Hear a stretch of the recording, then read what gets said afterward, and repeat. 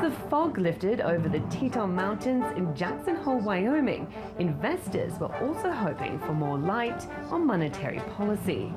But the world's top central bankers, mindful of being misinterpreted, offered few clues.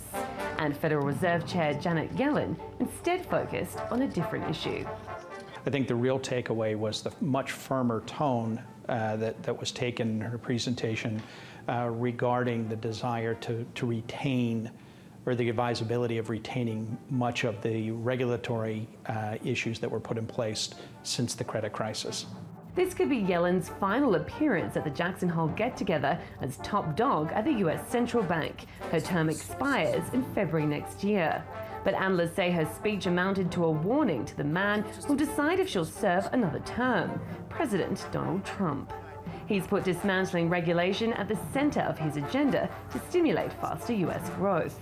I think Janet Yellen has her finger in the wind a little bit here. She senses that her term is expiring early next year. She senses that, of course, there's a new administration in Washington. So this pendulum is swinging back now to potentially less stringent regulations, and she wants to make it very clear that all that work that's been done since the financial crisis was worth it. And Yellen wasn't the only one with this warning.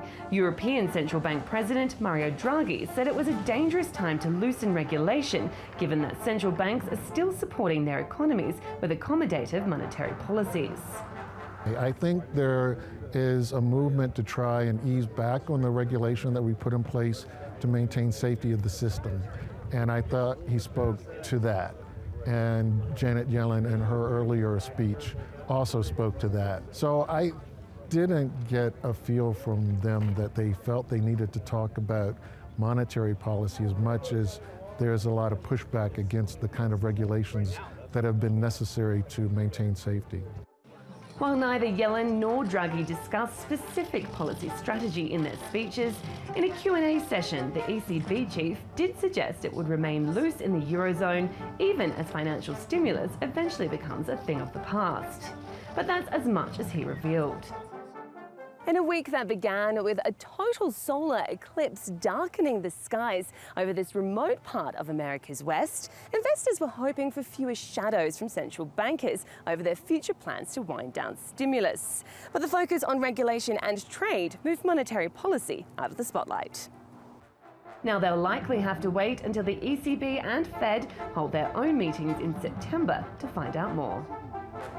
Jade Barker, TRT World, Jackson Hole, Wyoming.